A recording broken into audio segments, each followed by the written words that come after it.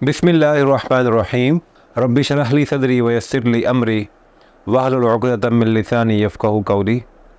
तबीब Saeedur Rahman Hashmi, tibia college Sargodha से।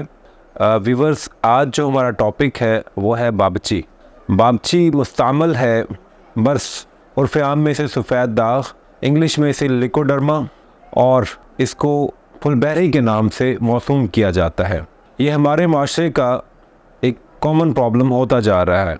होता तो ये खून की ख़राबी की वजह से है, लेकिन इसके बारे में बहुत सारी मिथ मौजूद है कि ये मछली खाने से हो जाता है, ये गोश्त खाने से हो जाता है, मछली खा के इसके बाद अगर आप दूध पी लें तो ये हो जाता है। लेकिन हम जो है आज इसके जो इलाज है उसके ऊपर बात करेंगे, और जो तिब के अंदर इसमें जड़ी बूटी जो इस्तेमाल की जाती है, जिसे हम बाबची के नाम से मौसूम करते हैं, उसको तिब्बी एतबार से उसका मिजाज क्या है, उसकी मिक़दार ख़ुराक क्या है, उसकी पहचान क्या है, उसके ऊपर हम डिस्कस करेंगे। बाबची को इंग्लिश में सोरेलिया सीड्स कहा जाता है, फ़ारसी में इसको बाबची ही कहते हैं, संस्कृत में इसे क्रशन फुला कहते हैं, और हिंदी में इसे बाउची भी कहा जाता है। तो बात करते हैं इसकी मॉर्फोलॉजी पर, इसकी पहचान पर। ये चाकसू के मुशाबियत में होता है। ब्लैक कलर के सीड्स होते हैं, कलवंजी से बड़े। और चाकसू जो है, और इसमें क्या फ़र्क है बाबची और चाकसू में, ये फ़र्क है कि बाबची जो है वो इसके ऊपर हल्की हल्की धारियाँ होती हैं, और चाकसू जो है वो बिल्कुल शाइन में होता है। दोनों का साइज़ तकरीबन एक जैसा ही होता है, लेकिन इसके ऊपर शाइन होती है।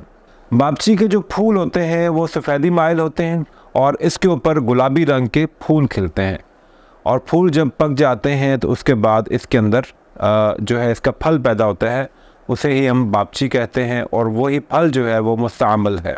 इसके मिजाज के बारे में बात करें अगर, तो इसका मिजाज गर्म खुश्क दर्जा दोम है। मिक़दार ख़ुराक 3 से 5 ग्राम मॉर्निंग और इवनिंग में हम इसको इस्तेमाल कर सकते हैं। मकाम पैदाइश कहाँ कहाँ पर ये पाई जाती है?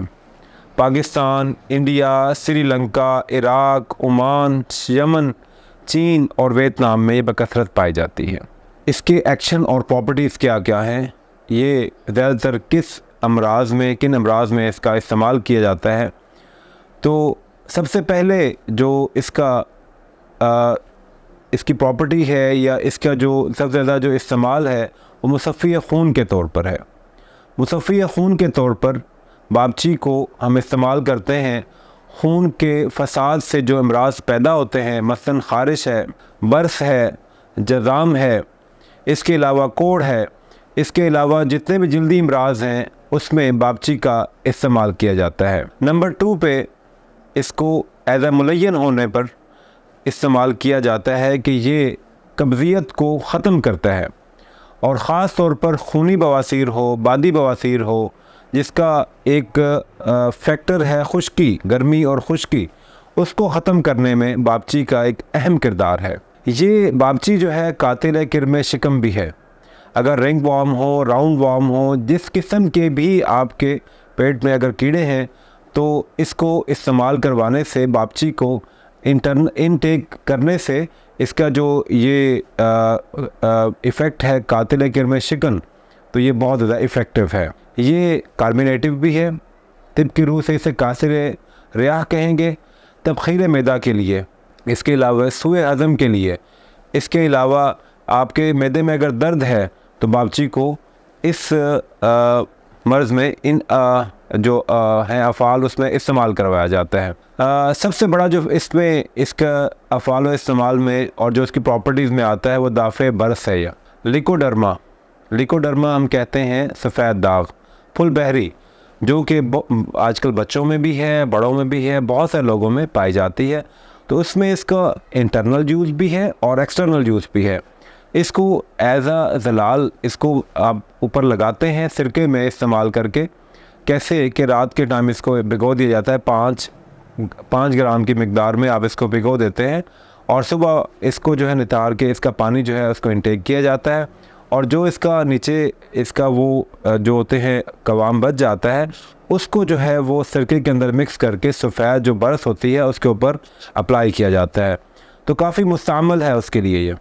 बापची के वैसे तो बहुत सारे मुरक्कबात हैं और बहुत सारे नुस्ख़ाजात हैं जो कि मार्केट में अवेलेबल हैं। अमूमन जो इसके मार्केट में जो मुरक्कबात हैं वो अवेलेबल हैं वो है सफ़ूफ़ बरस के नाम से और रोग़न बरस के नाम से। ये आप इस्तेमाल कर सकते हैं किसके लिए?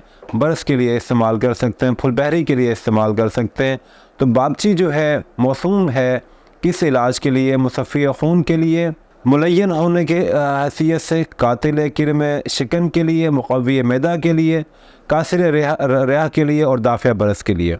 ये सारे इसके की फैक्टर जो मैंने आपको बताए हैं। इसका मिजाज मैंने आपको बताया है, इसकी मकाम पैदाइश मैंने आपको बताई है और इसकी माहियत और इसकी सारी चीज़ों पर हमने डिस्कस किया है।